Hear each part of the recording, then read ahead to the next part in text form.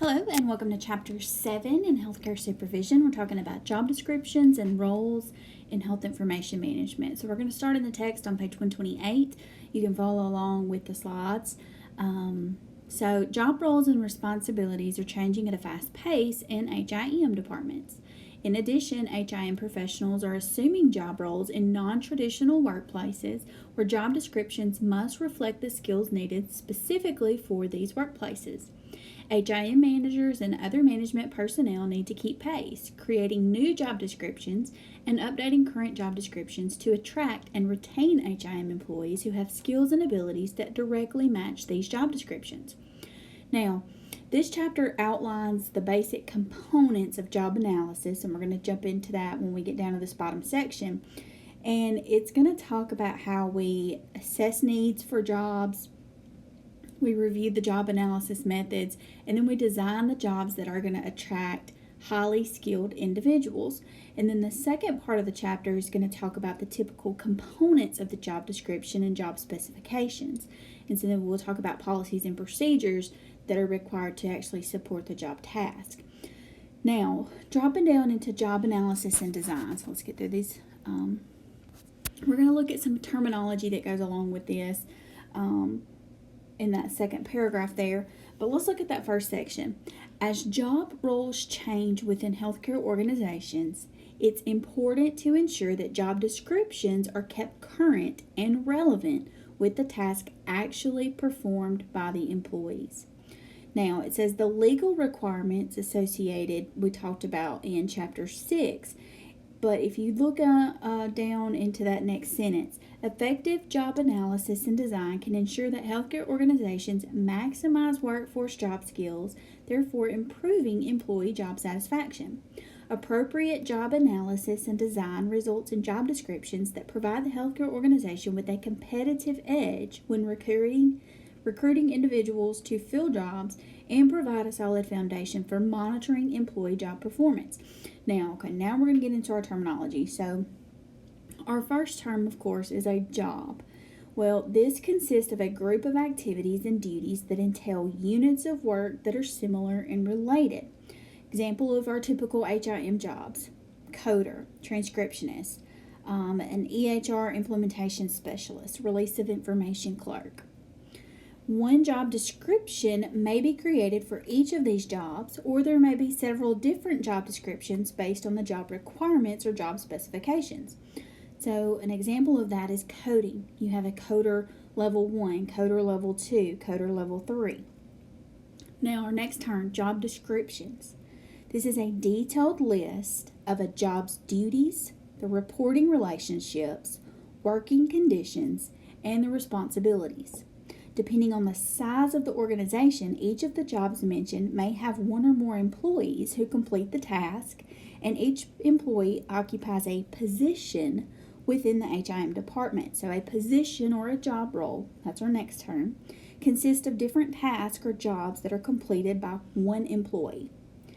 And our last term is job analysis. Now, job analysis is a structured approach used to identify the unique job tasks performed within each job. So basically, you're breaking it down so that you know exactly what is done by each position in a job. Okay? Now, over on page 129, the end goal of the job analysis process is creation of new or updated job descriptions and job specifications that demonstrate the actual job functions performed within the HIM department. So the whole purpose of job analysis is to come up with a new or an updated job description that point blank lines out each job function performed within the HIM department. Now, a thorough job analysis process is not usually undertaken for all jobs in a particular department at the same time, because this is a very labor and time intensive process. So typically you're only looking at one job title or one job role at a time. So we may look at coding, And then later on, we may look at transcription. And then later on, we may look at release of information. We're not doing everything at one time. It's very labor and time-intensive process. Now, there are steps that take place in this job analysis. The very first step, the absolute first thing you do, is you perform a job needs assessment. Okay? Second, you obtain approval from administration and the HR department to conduct the job analysis. Next, you create a team or a group to evaluate the job task. Then you're going to identify the sources of data and the specific job data to be collected and outline methods of collecting the data. Then you're going to collect and aggregate your data. And then you're going to create the updated job description content. So you can look at figure 7.1 at the bottom of page 129, and those are your steps of the job analysis process. They're on this slide as well, and again, page 129 in the text. Now let's talk about the needs assessment. So this is a procedure performed by collecting and analyzing data to determine what's required, lacking, or desired by an employee group or an organization. The needs assessment is a process for determining how to close a learning or performance gap as it relates to jobs performed in a particular department. Needs assessment is a process that relies on data collection and analysis to assess the actual job task being performed within a department or a healthcare organization. So if we flip over to 130, we continue on in that paragraph, on that second paragraph there. Job and task analysis needs assessment focus on the information about the scope, responsibilities, and task of a particular job role. Competency-based needs assessments focus on determining the competencies required to complete the specific HIM job functions. Now, I want y'all to continue to reading through that section, but it talks about health information manager or director. They need to regularly assess the jobs and tasks required of their department, and any additional needs that come up, they've got to figure out where those need to be completed. So every 6 months, every year, if things change, and we're going to talk about when we need to actually perform this in this next section. So it says periodically HR, Human Resources, is going to perform job analysis on positions that have been identified as difficult to fill because of competition in the workforce for the job skills required.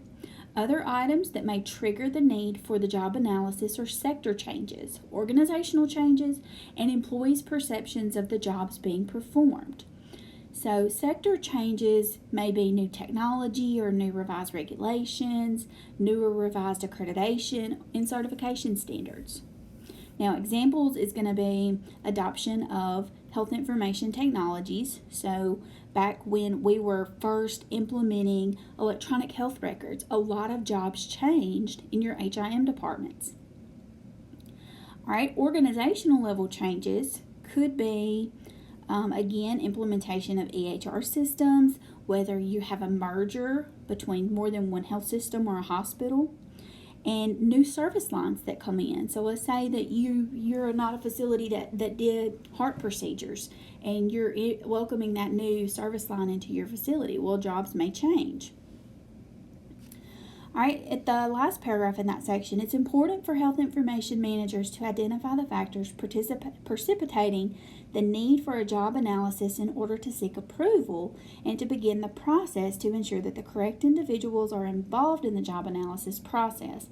Okay, so now let's talk about the job analysis team in these slides. Sorry about these slides, they're just so sparse, don't have a lot of information. So our job analysis team. Now, these teams can be comprised of people in your HIM management.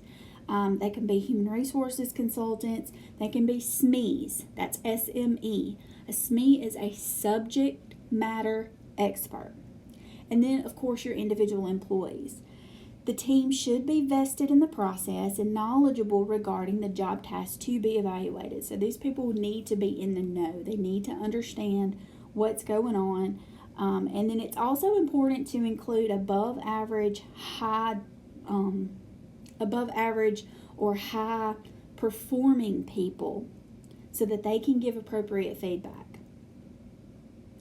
All right, let's talk about these sources, the data sources and tools for the actual job analysis. So that's moving us on to our next slide. So we have what we call primary data sources and we have secondary data sources. Now, the difference is primary data sources are employees or managers who currently perform or oversee the job being evaluated. So these people are directly tied to that job. They either do the job themselves or they manage the employees that do the job.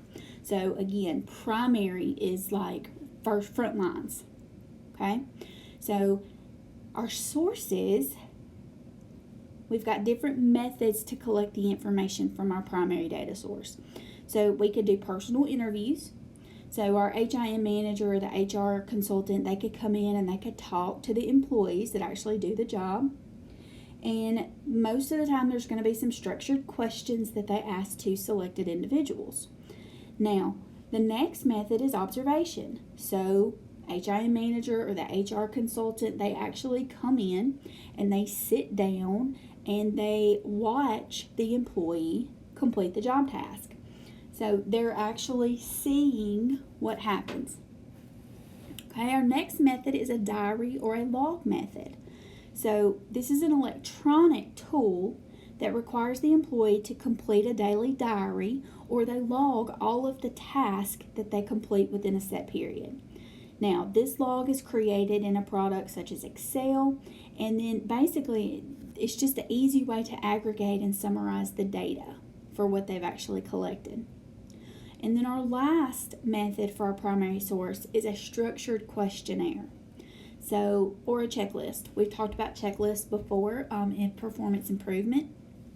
You know, like we talked about, you know, if I'm a coder and I put a tally mark on my sheet for every time I do a job, you know, that's kind of like a check sheet or, you know, a checklist, something like that. Now, it says structured questionnaires or checklists allow for a standardized method of collecting data on job tasks. Now, the manager familiar with the job or jobs being analyzed should create structured questionnaires or checklists based on the job content. So you don't want to give them a generic questionnaire to fill out. It needs to be based on their specific job. All right, next thing we're going to talk about is some standardized HR tools for primary data collection. So we talked about some questionnaires, and this one's going to actually include a survey as well. I'm not going to get into a lot of detail on these, but we do have the first one, the work design questionnaire. It was a part of a study to improve work design research. And so if we go over to 132, the outcome of the study was that the work design questionnaire results showed good promise to assist practitioners in the design and the redesign of jobs in the organization. Now, the second one is the job diagnostic survey. It was developed to evaluate existing jobs to determine if jobs could be redesigned to improve employee motivation and productivity. All right, the next one, job content questionnaire. It was a self-administered questionnaire. It was composed of questions that measured 4 main dimensions. So decision latitude, that means like how much decision making is required in the job. Psychological demands of the job, the physical workload, and then job insecurity. Okay, and then the last one, position analysis questionnaire. This was a structured job question instrument created in 72, and it was used to measure job characteristics and relate them to human characteristics. And then we had 5 categories there. So information input, mental processing, work output, relationship with others, and job context. So be sure to read through that section really good so that you kind of get a feel for those HR tools. Okay, so let's move on to our secondary data collection. So we talked about primary data collection being from the people actually doing the job or supervising the job itself. Well, in secondary data collection, we gather information regarding emerging job roles or technology changes. And so these things aren't frontline, okay? So these things may be technical conference method is the first one. Let's use it for as an example. So we can solicit information about job tasks from a group of supervisors or managers who have knowledge about the job but don't actually perform the job. And then individuals from other HIM departments outside of healthcare organization may be interviewed regarding similar job tasks within their HIM department.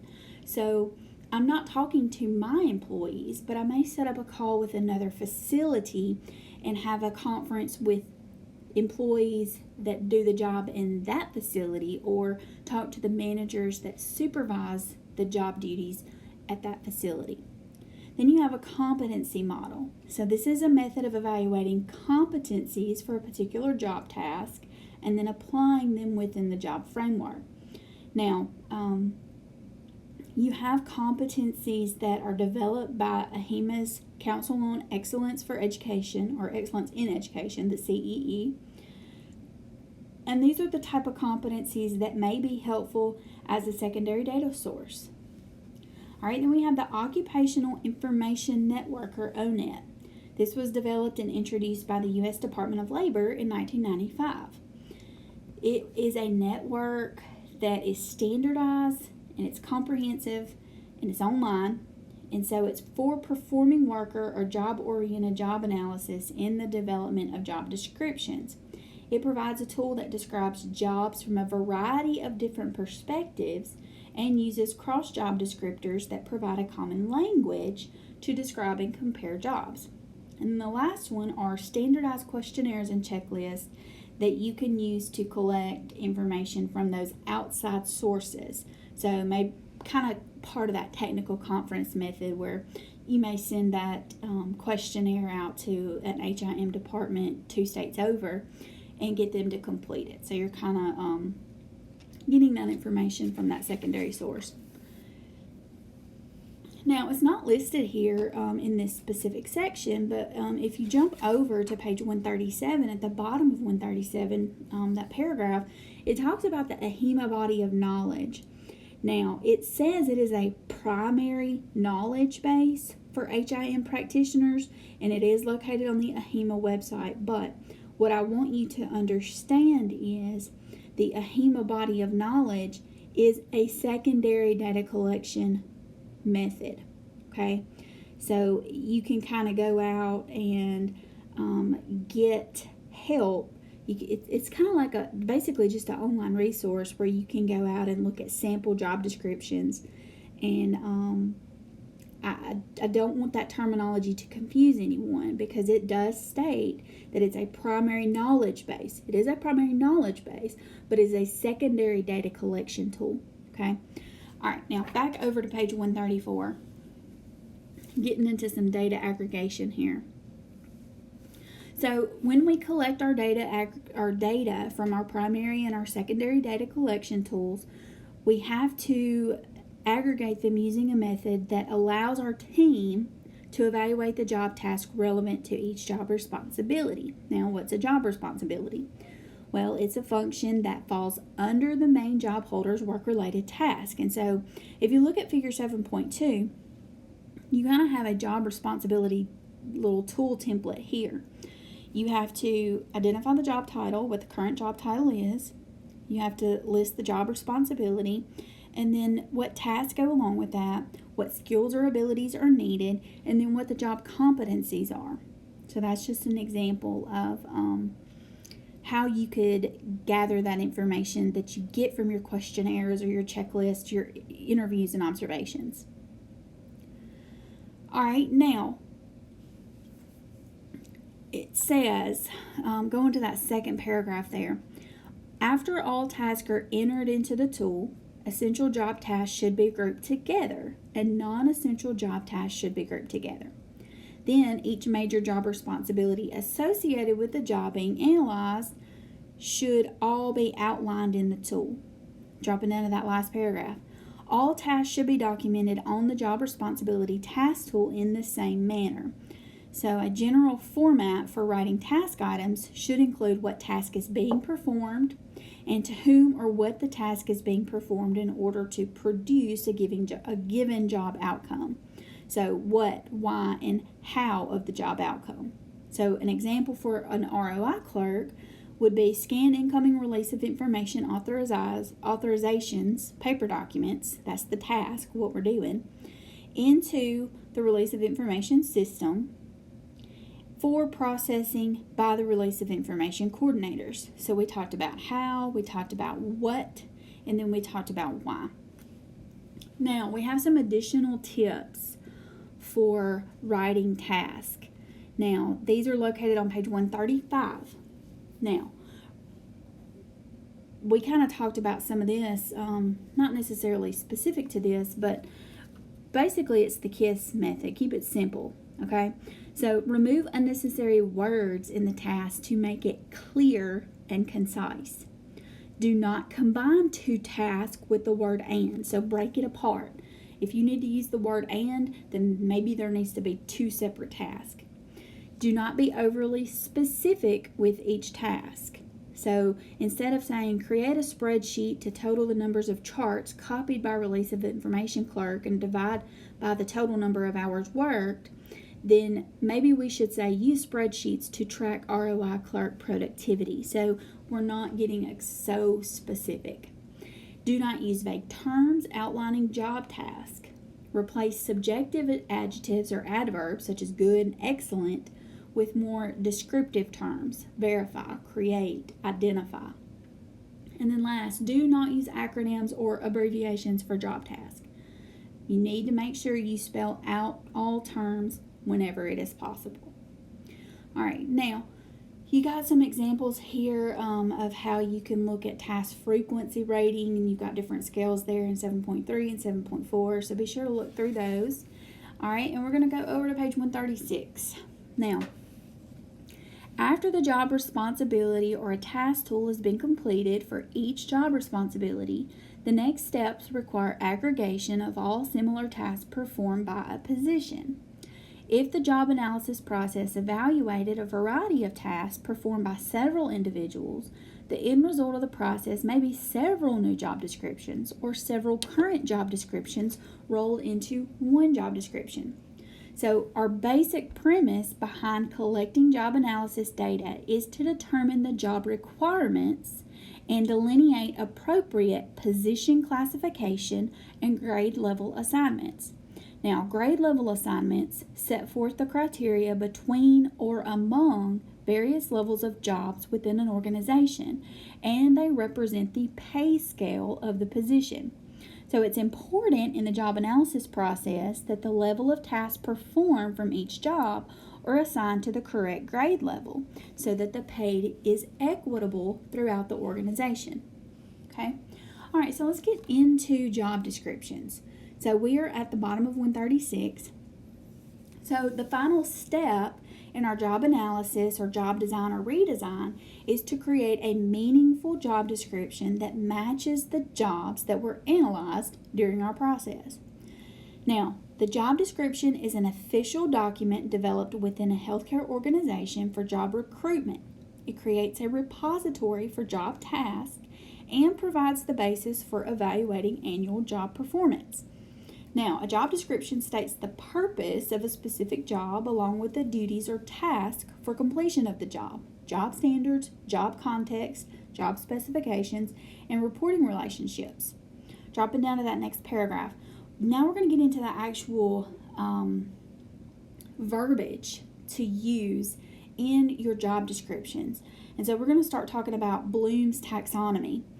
So the verb employed in each of the job responsibilities should mirror the level of competency required in order to complete the job task.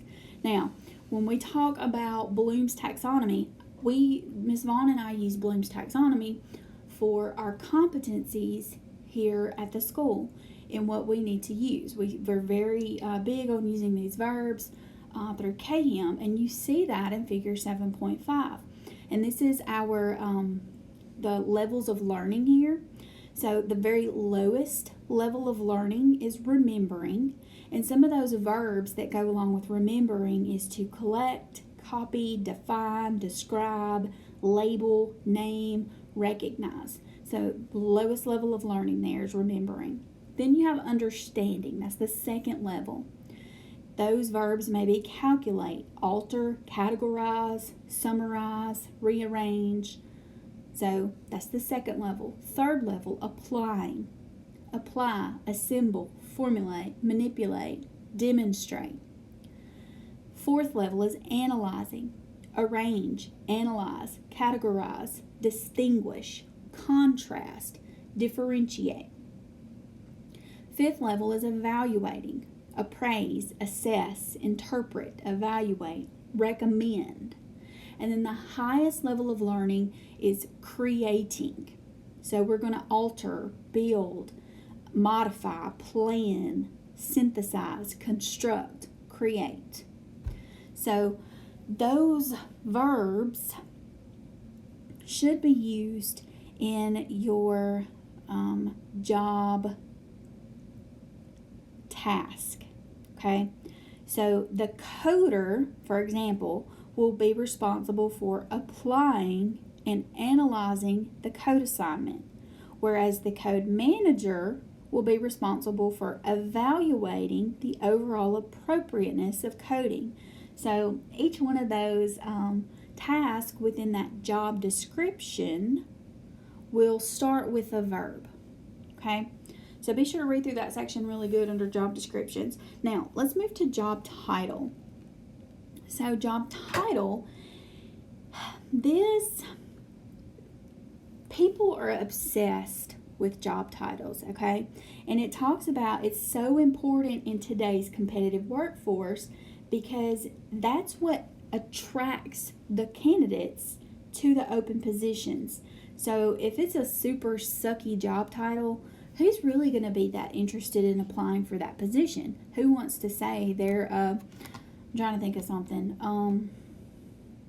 Like some of you may not be interested in scanning. So scan tech. That doesn't sound exciting. It doesn't make you want to just go immediately apply for the position. But if you use something more creative and more sophisticated sounding, like document imaging technician, it's just that perception that goes along with that job title. Now, flipping over to 138, the job title should clearly describe the level of skills and knowledge required for the role.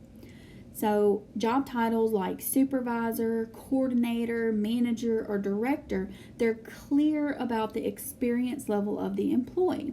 While titles like analyst and technician, they communicate the skills that are needed to complete the job. And so in healthcare, it's very important that your job titles reflect where individuals fit within the organization, okay?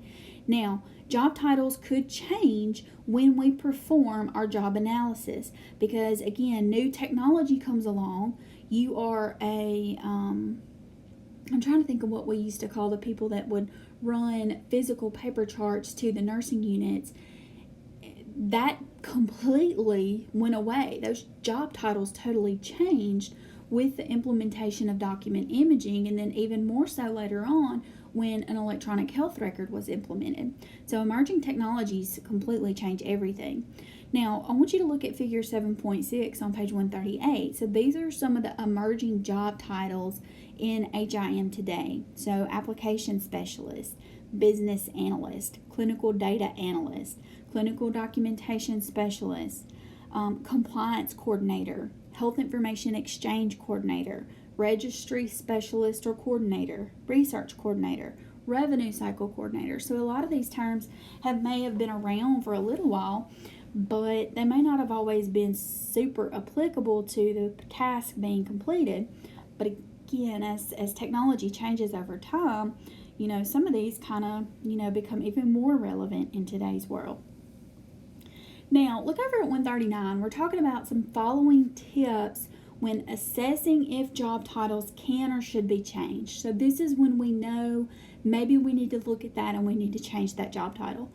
So the first one, if several employees in an organization share the same title and one individual requests a title change, The assessment should be performed on the entire subset of individuals to decide whether or not a formal job analysis is required.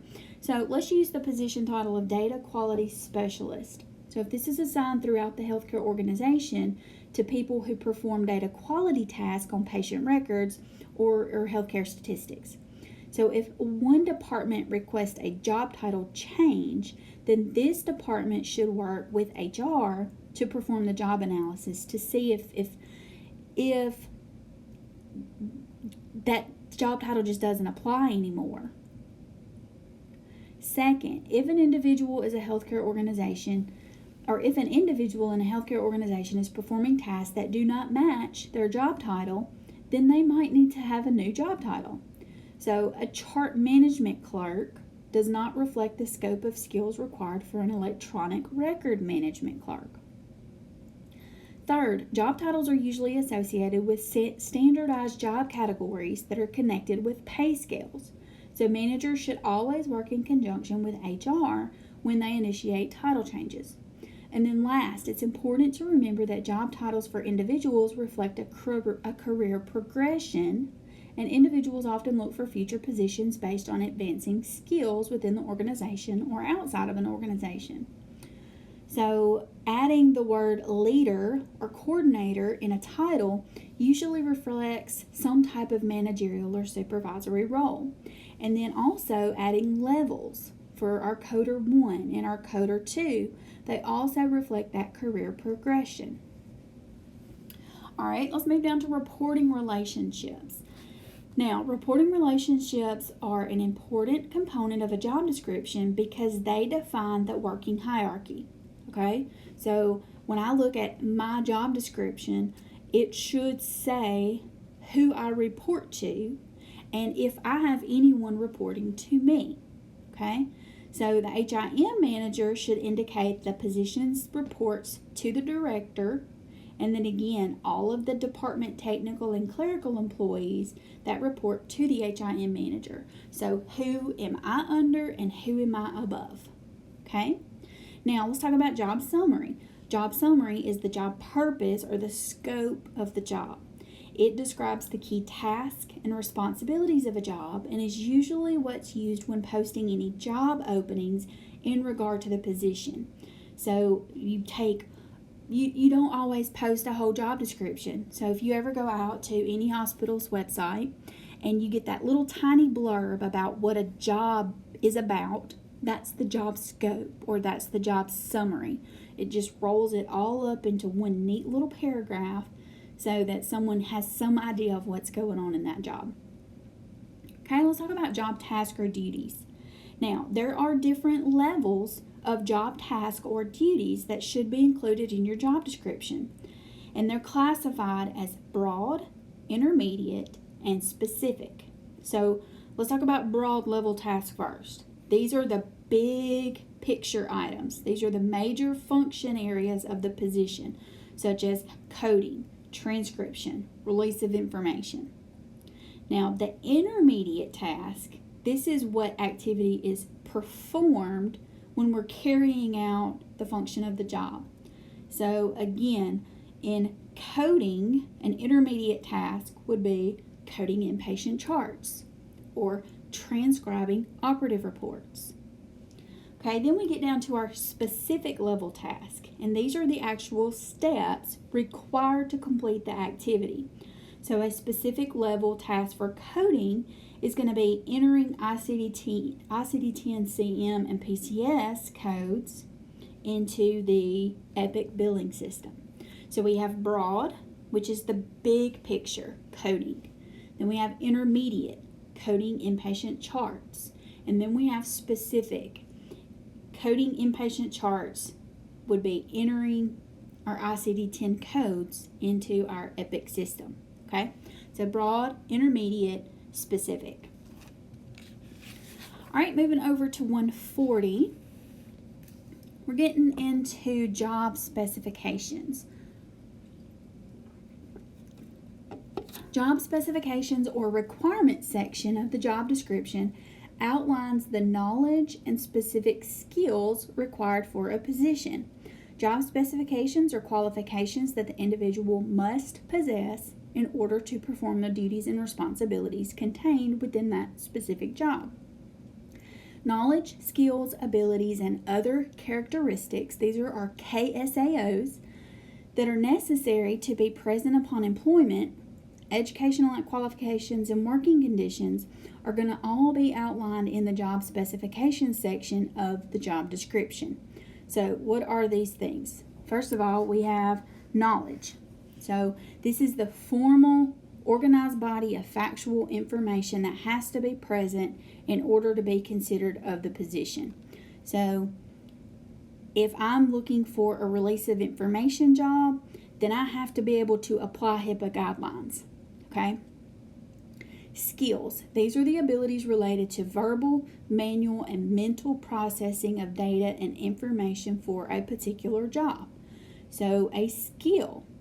I can use a spreadsheet when analyzing statistical data. So if I'm good at Excel and I can aggregate data and I can do statistics and all that fun stuff with Excel, that's a skill.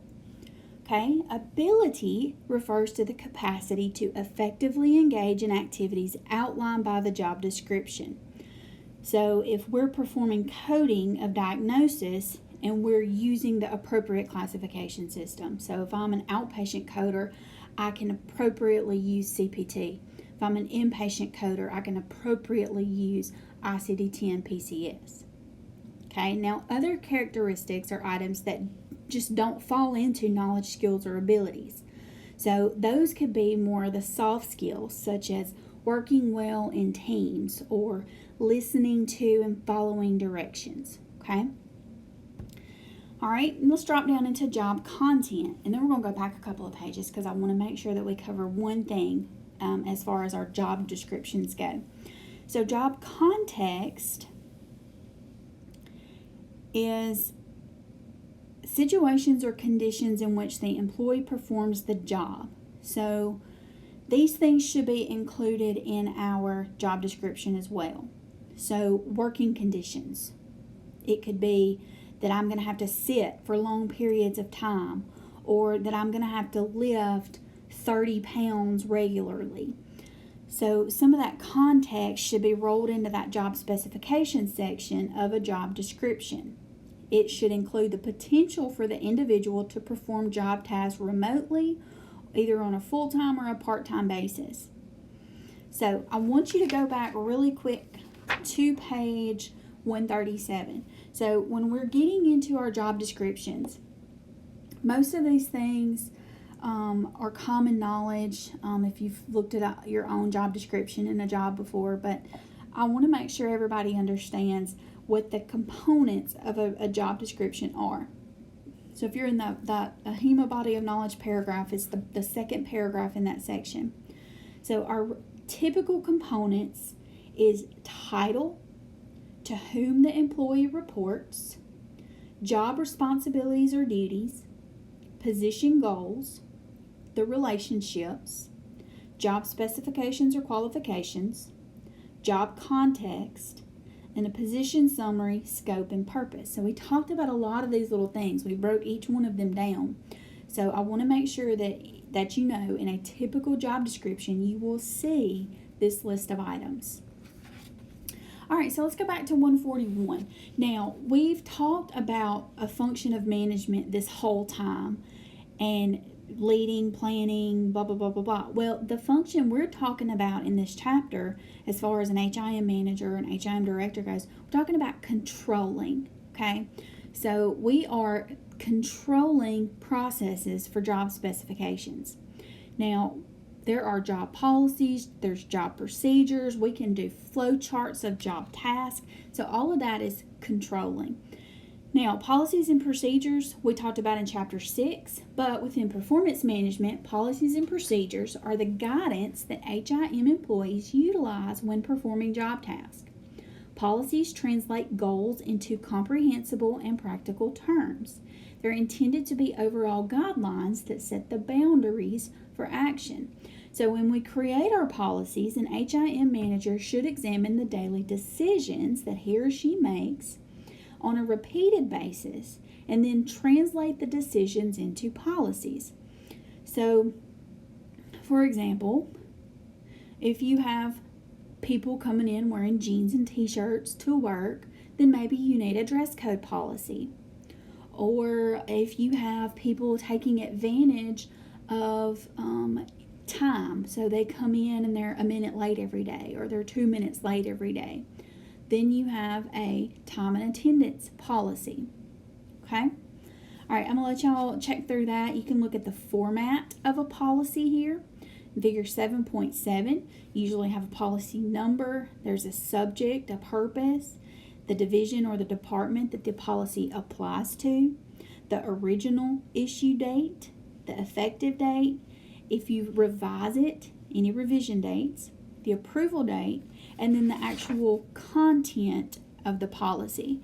And then also in 7.8, you can kind of see the same thing. It's a little different. The format's a little different, but most of the same content is there. All right, so job procedures. So this is a series of related steps given in chronological order that detail the prescribed manner of performing work. Job procedures should not be confused with job descriptions, but job procedures should support how the task within the job description should be performed.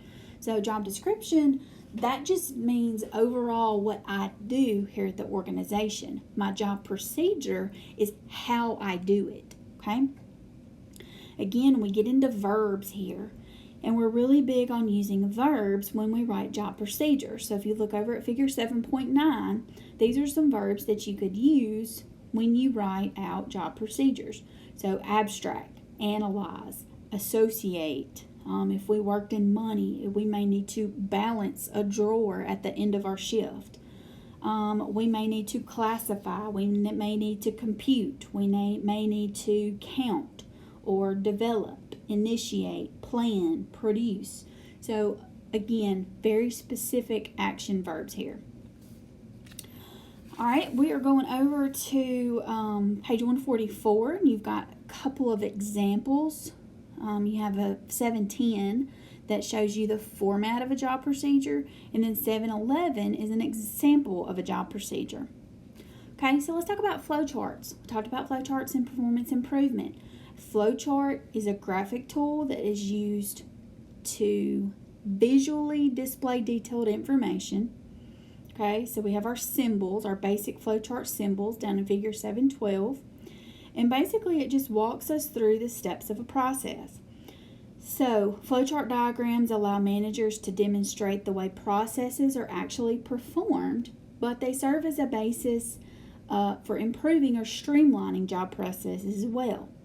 So be familiar with these symbols again. I know you had to do that in PI, but I really want these flowchart symbols to stick with you. So our oval is our start and our end, okay? A rectangle is an actual process or a step. An arrow shows the direction that we're moving to complete task. A diamond represents a decision that we have to make. And a parallelogram shows inputs or outputs within the flowchart. So we may have some documentation somewhere that goes along with that. All right, let's move on to page 147. But if you want to look at an example of a flowchart for filing transcribed documents, you can see that on 146 in Figure 7.13. We're going to move over to 147 and we're going to talk about job crafting. Now, job crafting impacts roles within the organization and is the unsupervised or spontaneous changes to jobs that may or may not be congruent to the goals, okay? So job crafting is the redefinition of a job by an individual to incorporate his or her own motives, strengths, and passions, okay? So job crafting, it happens at an individual level, whereas job redesign is a process in which management decides to change something, okay? So job crafters, they tend to be the initiators, or they're the independent decision makers. And sometimes they just kind of go on about their own way to make the job more appealing to themselves, okay? Now there's 3 dimensions to job crafting, and they get broken down on page 147 and then over on 148. So first we have task. So job crafting by assessing job task allows an individual to develop his or her job by incorporating a variety of tasks along with providing the description and the significance of these tasks. The individual will add, emphasize, or redesign tasks. So, for example, a health information coding manager's duties may be to provide education to coders, but the frequency and depth of training for coders needs to be reevaluated. The coding manager can provide more frequent coder training, or they may not need more frequent training. Okay? So they get to define those tasks within that job, how often they're going to do that training or how infrequently they're going to do that training. Then we have the second aspect, relationships. So reevaluating and creating meaningful job relationships that enhance an individual's well-being. That's part of the second dimension. So there are 3 functions of job relationships. We talk about building, reframing, and adapting relationships. For example, the HIM coding manager may realize that in order to craft his or her job so it's more meaningful, they'll have to build relationships with others in the organization that value HIM skills inherent to the coding manager. Okay? So they may reach out to the manager in the decision support department, who typically runs reports for other healthcare managers, and then they can share information regarding clinical classification code sets. Sharing this information with the other department lets that HIM coding manager demonstrate coding skills knowledge, and then they can build that relationship between the 2 departments. Okay? Now, the last one, perceptions. So linking perceptions of job tasks to other skills and interests can make the job more meaningful. So the HIM coding manager may have an inordinate persuasive and collaborative skills that can be linked to daily management tasks by motivating employees to perform their best. So the HIM coding manager perceives the task that he or she performs as an important piece of the entire revenue management cycle, and they can expand perception of his or her job. So if they're focusing on the more pleasing aspects of the job rather than the tasks that they don't like to do, so let's say the positive aspect to them is teaching coders new skills and improving revenue flow within the organization, rather than the aspects of management such as disciplining employees or backlog management. So they put more focus on the positive perceptions of their job than the negative perceptions. And then the last part is alignment. So job crafting is employee driven. So the role of management in the process cannot be overlooked, okay? So with the employee, how they craft their job still has to line up with the employer's perception, okay? So it is essential to ensure that the employee's job role is still in alignment with your department and your organizational goals. Positive results demonstrate reinforcement for employees who executed the changes effectively. If the job changes are not aligned with or are contrary to the work group objectives, then it's a problem and it has to be addressed. All right, last little section here is going to be job redesign, and we are done with this chapter. All right, so job redesign. The change in workforce dynamics and increased use of technology in healthcare, particularly in your HIM departments, it alters the alignment of job tasks for a lot of different roles.